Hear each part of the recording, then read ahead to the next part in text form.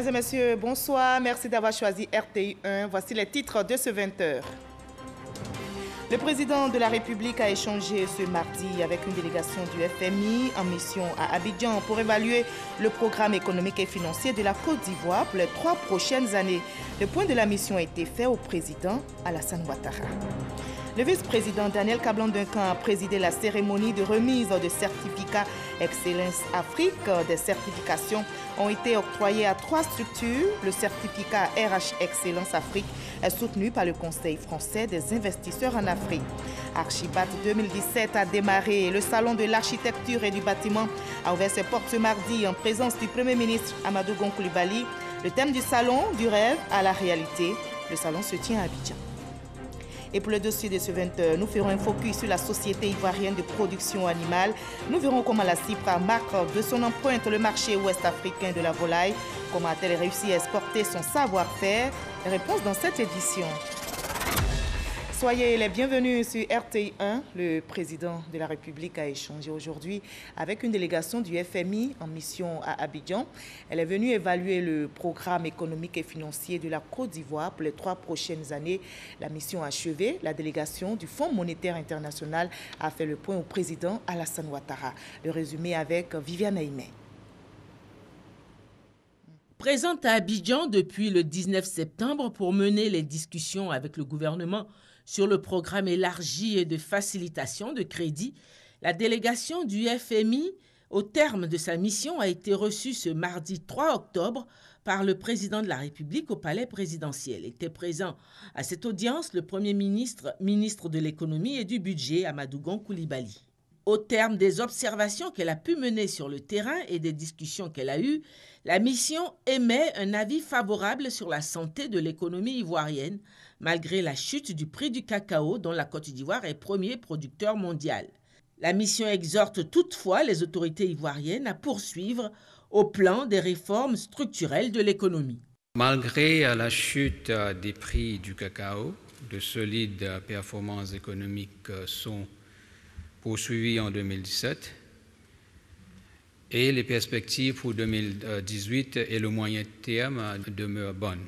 L'inflation devrait rester modérée à environ 1%. Le déficit budgétaire devrait se situer à 4,5% du PIB en 2017. En outre, le FMI, la mission du FMI et les autorités ivoiriennes se sont accordées sur des mesures de politique budgétaire pour le budget 2018.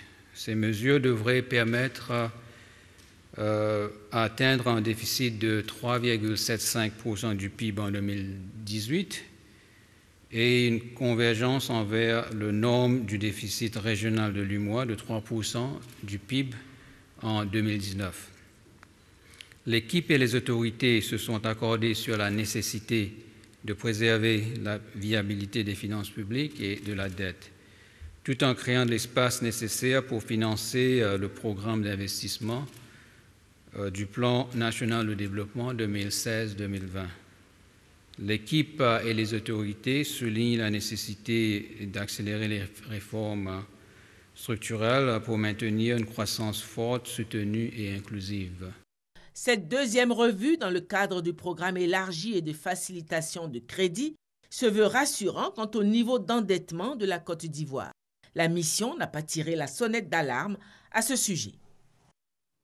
Et le président de la République est solidaire des États-Unis, précisément de Las Vegas.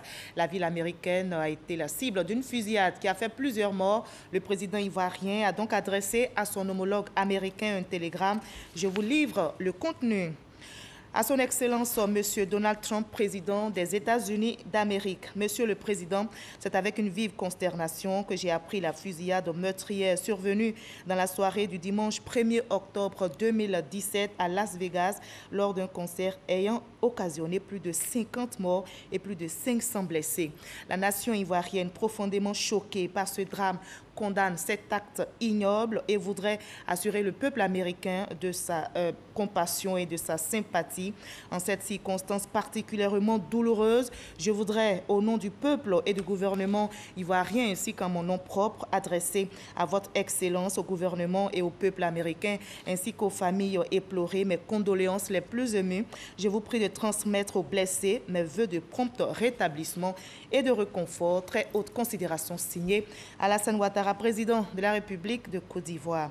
Et justement, l'enquête avance après ces tueries de masse à Las Vegas. Les enquêteurs veulent comprendre le mobile de l'acte du présumé tueur qui a tué 59 personnes et blessé 515 autres. Les policiers ont retrouvé dans sa maison plusieurs armes à feu, des explosifs et des milliers de munitions, ainsi que des appareils électroniques. L'attaque a été revendiquée, je rappelle, par le groupe État islamique, mais le gouvernement américain reste très prudent. Ici, à Abidjan, le vice-président Daniel Kablan-Duncan a présidé la cérémonie de remise de certificats RH Excellence Afrique. Des certifications ont été octroyées à 3 structures publiques et privées. Le certificat RH Excellence Afrique est soutenu par le Conseil français des investisseurs en Afrique. Et par ailleurs, des accords dans le domaine de l'enseignement supérieur ont été signés, comme nous l'explique notre reporter à Ouattouri. Le vice-président de la République, Daniel Kablan-Duncan, a remis les certifications RH Excellence Afrique à 3 établissements d'enseignement professionnel. Il s'agit de l'ESTP, l'École des travaux publics du groupe INPHB de Yamoussoukro, l'ISCM, l'Institut supérieur de commerce et de management d'Abidjan, et le Centre des métiers de l'électricité de Bingerville de la compagnie ivoirienne d'électricité. Toutes ces structures ont été distinguées pour la qualité de leur enseignement qui répond aux besoins des entreprises. RH Excellence Afrique a pour vocation d'œuvrer à l'amélioration de la qualité de la formation professionnelle à travers une offre d'excellence qui matche avec les besoins des entreprises. Aujourd'hui, il ne s'agit pas de former pour former, il faut former. Et il faut être sûr que les enfants à qui vous avez dérivé des diplômes puissent s'insérer dans les tissus professionnels. Nous avons reçu un certificat qui sanctionne la mission d'audit de notre filière bâtiment et urbanisme. Et nous sommes très très fiers d'avoir pu travailler avec cette agence qui montre que la qualité de nos formations est réelle et que nous méritons le titre vraiment de centre d'excellence à l'INPHB. Je suis très fier de tous mes collaborateurs, de tous les directeurs d'école, de toute la communauté INP pour le travail qui est en train d'être fait. Autre articulation de cette rencontre consacrée à l'employabilité des jeunes, la signature de 2 accords de partenariat entre, d'une part, le Conseil français des investisseurs en Afrique et la Chambre de commerce de Paris, et d'autre part, entre le groupe Total et l'INPHB. Concrètement, on propose des stages dans nos différents métiers, techniques, la construction, le transport, l'électricité. Nous les accompagnons aussi quand ils ont des mémoires, par exemple, à réaliser en proposant des sujets. Et puis, pour certains d'entre eux, effectivement, nous leur offrons un emploi, et soit au sein de Total Côte d'Ivoire, soit après quelques mois, la possibilité de partir à l'étranger dans une autre filiale du groupe. Installé à Abidjan, le programme RH Excellence Afrique entend par ailleurs améliorer rapidement et durablement l'employabilité des jeunes. Et après ces rencontres d'hier, ce matin, le vice-président ivoirien a quitté Abidjan pour Paris. Daniel Kablan-Duncan va participer au Forum international sur l'Afrique. Cette rencontre co-organisée par l'OCDE et l'Union africaine aura lieu demain mercredi 4 octobre à Paris. L'actualité en Côte d'Ivoire, c'est aussi Archibat 2017 qui a démarré. Le salon de l'architecture et du bâtiment a ouvert ses portes aujourd'hui même en présence du Premier ministre Amadou Gon Coulibaly. Le thème du salon, du rêve à la réalité. Le salon réunit plusieurs acteurs et promoteurs immobiliers. Herman Divi. Design futuriste, architecture fantaisiste et projets immobiliers conçus à la mesure des rêves, mais surtout du portefeuille du demandeur. Voici en quelques mots le sens de la plus-value proposée aux visiteurs de Archibat 2017. Nous souhaitons faire de chaque visiteur un consommateur averti, de l'amener à comprendre comment passer du rêve de l'architecture à la réalité et améliorer son cadre de vie. Pour le ministre de la Construction, du Logement, de l'Assainissement et de l'Urbanisme, ce salon offre aux visiteurs l'opportunité de se frotter aux professionnels du bâtiment. Cet événement, par l'engouement qu'il suscite au niveau national et sa portée internationale, démontre toute la vitalité du secteur du bâtiment et de la construction, un des moteurs transversaux de la croissance économique de notre pays. Le Premier ministre Amadou Gon Coulibaly a rappelé l'intérêt de ce salon. L'Ordre national des architectes de Côte d'Ivoire entend apporter sa contribution à l'émergence d'une urbanisation maîtrisée et d'un développement durable. Pour sa part, le gouvernement mettra l'accent sur une plus grande implication des architectes à la conception, au financement et à la réalisation des grands projets structurants d'infrastructures et du bâtiment. Amadou Gon Coulibaly a ensuite visité plusieurs stands. Chefs d'entreprise et exposants de ces stands sont heureux de participer à ce salon de l'architecture et du bâtiment. La CIE affirme tous les jours dans ce genre d'organisation de salon la présence de la compagnie ivoirienne d'électricité aux côtés des populations, aux côtés des professionnels. Il est important de participer à ce genre de salon pour porter l'information aux Ivoiriens pour qu'ils viennent massivement. 10 000 mètres carrés d'espace d'exposition contre 5 000 en 2007. Le comité d'organisation du Salon de l'architecture et du bâtiment pour cette édition a décidé d'étendre le champ de sa vision, offrir aux exposants et visiteurs venus de plus de 15 pays d'Afrique, d'Asie et d'Europe le dernier cri en termes d'innovation pour ce qui concerne l'architecture et le bâtiment. Le Forum Africa 2017 vient de refermer ses portes à Abidjan. La transformation numérique, les enjeux économiques et défis sécuritaires, c'était le thème de cette conférence à laquelle a pris part le ministre de la Communication et de l'économie numérique, Bruno Koné-Nabagné. Notez que Africa 2017 est une plateforme pour discuter des questions de développement participatif, comme nous dit Franck Quadio. Les enjeux et les défis sécuritaires en matière de transformation du numérique, thème au cœur de cette deuxième journée des rencontres Africa édition 2017.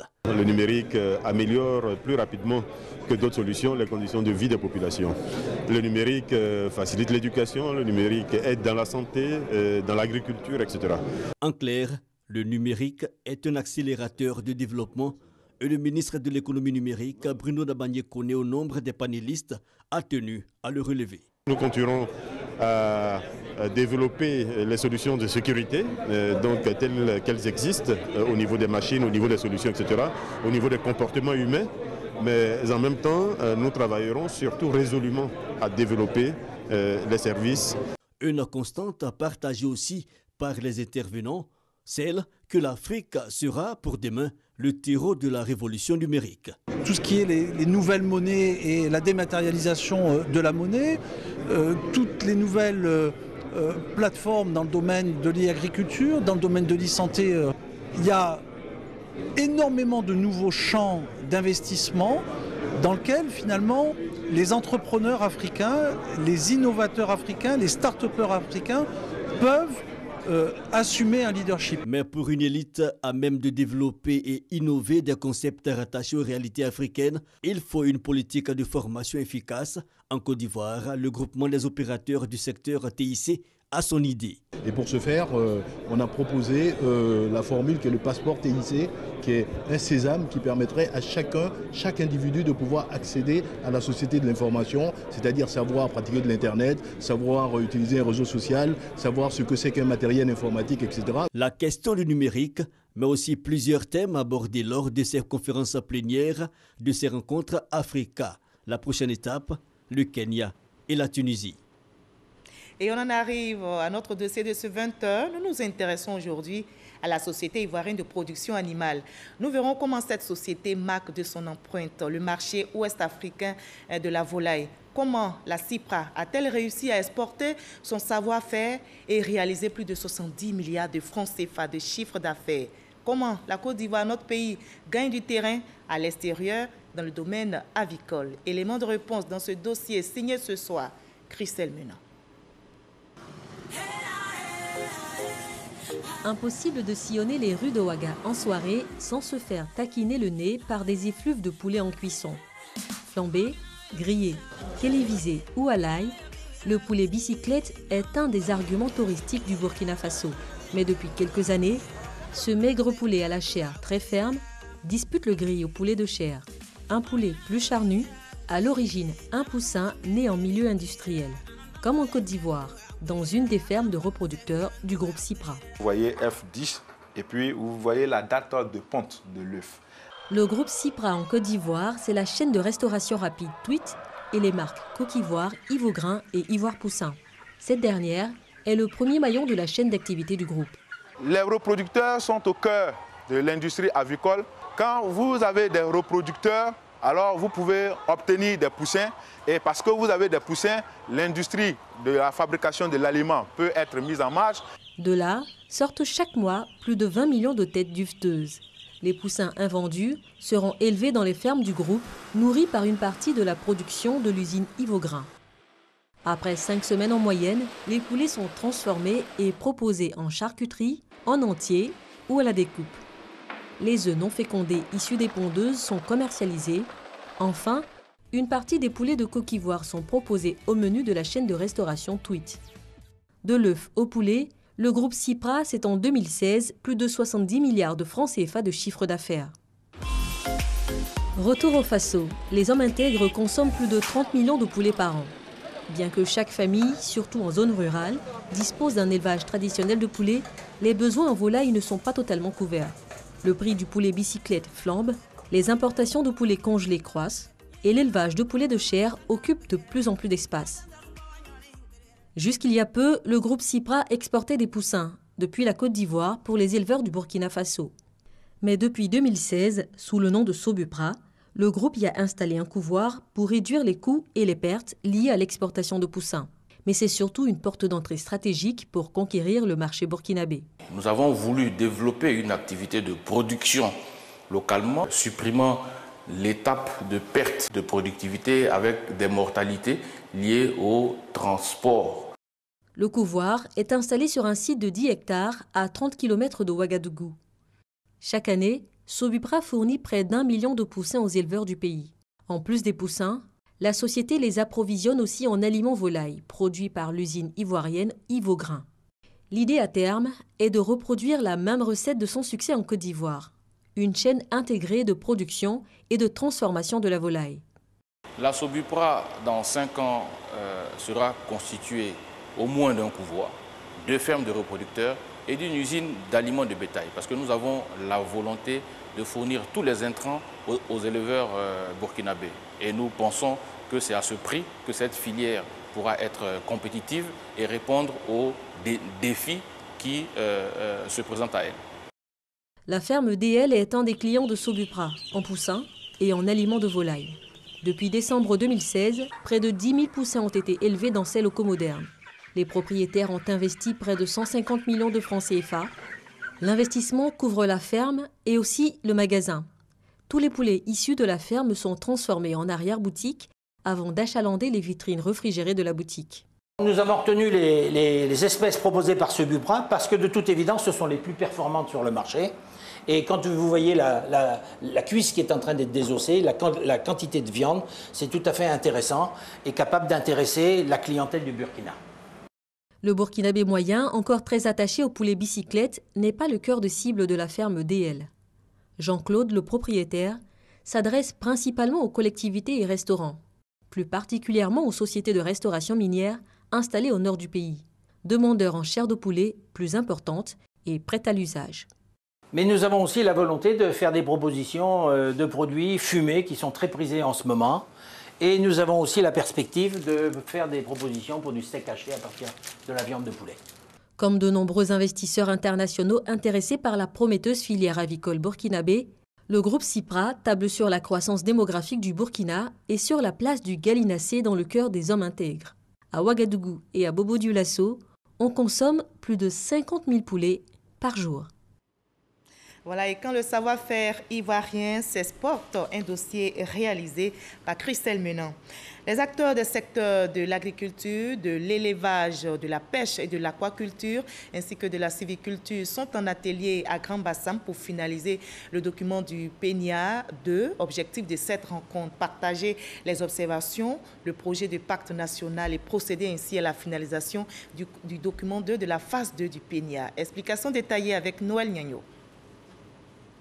Après la validation du bilan du PENIA 1, Programme national d'investissement agricole de première génération, le 31 mai dernier, bilan qui a souligné la qualité du défrichage des champs de l'agriculture, de l'élevage, de la pêche, de l'aquaculture et de la sylviculture, voici venu le PENIA 2. Le PENIA deuxième génération consistera à labourer le terrain que nous avons défriché avec le premier PENIA, à faire un nivellement, une bonne préparation qui soit prête à recevoir de la semence pour avoir des meilleures récoltes. Et bien entendu, le défrichement nous a permis, à partir des acquis positifs et des insuffisants, d'identifier les différentes composantes de la qualité du sol, de sorte que nous puissions, pour avoir de bonnes récoltes, procéder à un assolement rationnel, qui consiste à mettre la spéculation qu'il faut sur le sol qu'il faut, à l'endroit où il faut et au moment où il faut. Pour cette bonne récolte, après une bonne identification des meilleurs sols et de la bonne semence, les acteurs des secteurs de l'agriculture, de la production animale et halieutique, des eaux et forêts, du développement durable et les partenaires techniques et financiers sont à nouveau en conclave. Cela pour 3 jours. Objectif, travailler à la transformation structurelle des secteurs agricoles et formuler un programme national d'investissement agricole de deuxième génération avec un maître mot, le changement de mentalité et une doléance aux partenaires techniques et financiers afin d'aider à la réussite de sa mise en œuvre. Notre souhait est que nos partenaires techniques et financiers acceptent d'améliorer la capacité de mise en œuvre de ce qu'ils nous donnent et de le contrôler et de suivre. Soulignons que le PENIA 2 couvre la période 2017-2025, soit 8 ans. Nous partons maintenant pour Yamoussoukro. Vient de se tenir une rencontre du Conseil international du café. Et à l'issue de cette réunion, l'Ivoirien Ali Touré a été désigné nouveau président du Conseil international du café. Le nouveau président entend travailler pour une économie caféière durable. Le reportage de Ouattara Amadou Walter de RTI Boaké. Cette 120e session du Conseil international du café a été le cadre d'échange sur les problématiques du café. Trouver des solutions afin de permettre la valorisation de la production du café, développer les politiques de consommation locale du café, mais aussi mener les actions envers les organismes de financement. Ce sont entre autres des points qui ont été abordés. Au terme des échanges et des travaux, l'Ivoirien Ali Touré est désigné nouveau président du Conseil international du café. Le représentant permanent de la Côte d'Ivoire auprès des institutions internationales des produits de base au Royaume-Uni annonce ses priorités. Mes priorités consisteront à mettre en application les décisions qui ont été prises. On a abordé le thème du changement climatique, le plan quinquennal de l'organisation, le plan d'action stratégique et le programme d'activité pour que nous puissions aller vers une économie caféière durable. C'est un mandat de 28 pays avec un demi-milliard de consommateurs à gérer sur la période 2017-2018. Le Brésil, grand pays producteur de café, compte apporter son soutien et son expérience aux autres pays membres de l'organisation. En tant que premier producteur au monde, nous sommes prêts, soit au niveau de l'organisation, soit par l'intermédiaire de nos ambassades, de mettre en marche beaucoup de projets et surtout de mener des projets de coopération technique. Après 5 jours de réflexion et d'échange, l'accent sera mis sur la mise en œuvre du plan d'action stratégique adopté sur les 5 prochaines années. Les pays producteurs sont invités à faire développer les politiques de consommation locale du café. Et plus loin d'ici, notez en bref que le prix Nobel de physique a été attribué aujourd'hui à Oslo. Il a été attribué à 3 Américains pour leur travail sur les ondes gravitationnelles.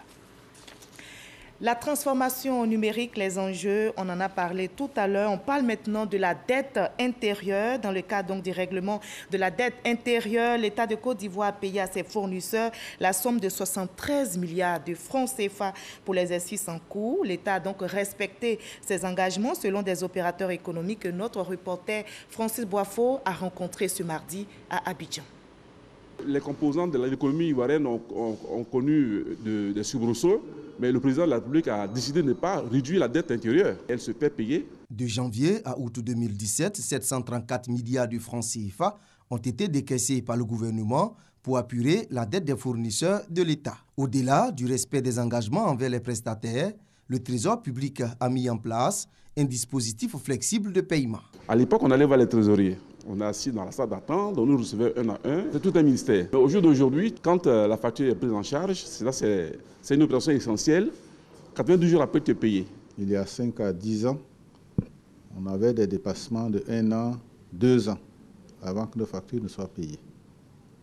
Mais disons, depuis 3 à 4 ans, la régularité s'est installée. 90 jours maximum, c'est le délai que se fixe le Trésor public pour le règlement d'une facture suivant un circuit. D'abord, vous avez l'administrateur de crédit, c'est celui-là, le chef d'unité administrative, qui procède à la commande.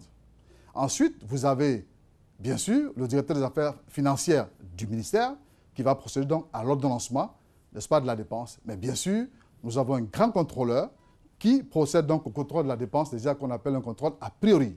Et enfin, n'est-ce pas, le quatrième acteur, qui est le comptable public, qui va procéder à la validation des premières opérations effectuées par donc, les acteurs en amont et qui va donc rendre totalement exigible la dépense à partir donc, de la prise en compte. Seule préoccupation pour certains opérateurs, la prise en charge de la facture. Elle n'est pas systématique au niveau du Trésor. Donc, ça fait que si tu as mis 1 mois ou 2 mois que tu n'as pas fait ta prise en charge, quand tu viens, tu es en retard de 2 mois parce que le compteur se met en marche à partir de la prise en charge. C'est la faute à qui, madame? Ah ben là, je ne sais pas. Le dispositif que nous mettons, c'est donc de l'informer, n'est-ce pas, désormais en ligne via donc notre site web dédié aux fournisseurs. En ligne, ils pourront effectivement savoir si leurs dossiers sont pris en compte et quels sont les délais, n'est-ce pas, de paiement de leurs dossiers. Pour l'exercice 2017, la commande publique est estimée à plus de 2500 milliards de francs CFA. Pour tenter de résoudre le problème de sécurité que pose le phénomène des enfants en rupture sociale, un comité multisectoriel de lutte contre le phénomène a été mis sur place. L'activité de ce comité s'est faite au ministère de l'Intérieur. Il comprend donc l'ensemble des ministères ainsi que certaines communes. Un plan stratégique de lutte sera élaboré pour venir à bout de ce phénomène. Le reportage d'Herman Guivet dans nos prochaines éditions. La Commission nationale de lutte contre la prolifération et la circulation illicite des armes légères et de petit calibre et le secrétariat du Conseil national de sécurité organisent un atelier pour valider les résultats de l'évaluation des outils et procédures de contrôle des transferts d'armes et munitions en Côte d'Ivoire. Cette rencontre s'inscrit dans le cadre du projet de renforcement des outils et procédures de contrôle des transferts des armes conformément au traité sur le commerce des armes. On y reviendra également dans nos prochaines éditions. Un conflit foncier oppose des planteurs baoulés installés dans la forêt classée du Gouin-Débé, c'est dans le département de Guiglo, et un groupe de jeunes Oué. Un nouveau rebondissement a occasionné une sortie massive des baoulés évaluée à 3000 selon des humanitaires. Nous allons écouter maintenant le responsable de la Croix-Rouge locale. Ils sont sur 4 sites. Le site de la préfecture, le site actuel, le site du centre social, le site du foyer des jeunes et un 4e site est en train de se préparer à la mairie. Dans un premier temps, nous procédons au recensement des déplacés. Nos équipes sont en activité pour recenser tous ceux qui ont accès aux différents sites. Et le deuxième volet, c'est la couverture sanitaire. Nous vous apprenions que 2 femmes ont accouché pendant le voyage. Dès qu'elles sont arrivées ici, la Croix-Rouge les a référées à un hôpital où elles ont suivi des soins. Et l'urgence, il faut qu'on nous essayons d'installer des citernes à eau potable. Plus loin, à La Haye, le procès de l'ancien président ivoirien Laurent Gbagbo et Charles Blé Goudé se poursuit. Après une semaine d'audition par l'un des procureurs de la CPI, les chefs d'état-major des armées, Philippe Mangou est à nouveau à la barre pour être entendu, cette fois-ci par l'avocat de la défense. Hier, lors de son audition, le général Mangou est revenu sur le fonctionnement des forces belligérantes et son rôle en tant que chef d'état-major. Gabriel Zani. Lundi 2 octobre, à la Cour pénale internationale, Philippe Mangou, l'ex-chef d'état-major, est interrogé par Emmanuel Altit, l'avocat principal de la défense de l'ancien président ivoirien Laurent Gbagbo et de Charles Blé Goudé, incarcérés à La Haye. En tant que témoin à charge dans ce procès, Philippe Mangou est revenu sur les événements de la crise post-électorale de 2010 à 2011 devant la Cour. Il affirme que l'ex-chef d'État ivoirien a financé accidentellement le commando invisible. Quelles sont les infiltrations des différentes forces en présence dans la crise ivoirienne? Quel rôle a joué l'armée sous les ordres du général Mangou dans les tirs contre le marché d'Abobo? Philippe Mangou donne des détails. J'ai été informé par le général Palassé, je crois, le soir, puisque quand l'événement s'est produit, nous avons eu le temps de regarder à la télévision ce qui s'est passé. Et c'est à l'issue que j'ai instruit le lendemain le porte-parole à l'effet de faire un communiqué. Est-ce que c'est le même processus que pour l'incident précédent? Est-ce que le ministre de la Défense vous appelle après que vous ayez reçu l'appel du général Palassé? Exactement le même processus. Donc nous apprenons tous deux l'information par des voies différentes. Le ministre, c'est toujours les journalistes qui l'informent aussi. Donc il m'informe. Et puis c'est le même processus. Je fais mener une enquête interne. Quand ces genres d'incidents se produisent, la première des choses, c'est de demander aux troupes qui sont sur le terrain ce qui s'est passé, mais surtout au commandant de force de nous faire le compte-rendu de la situation. Philippe Mangou est à la deuxième semaine de son audition qui, selon le calendrier de la Cour pénale internationale, prendra fin le 13 octobre prochain.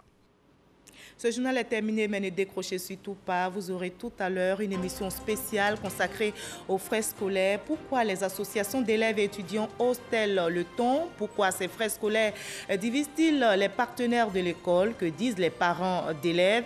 Que répond la tutelle, parents d'élèves, comité de gestion, ministère? Quelle est la part de chacun? Les partenaires de l'école se rencontrent tout à l'heure même à 20h50 sur le plateau de la RTI 1 pour en parler. Un débat conduit par Lassine Fofana. Bonne suite de programme sur RTI 1.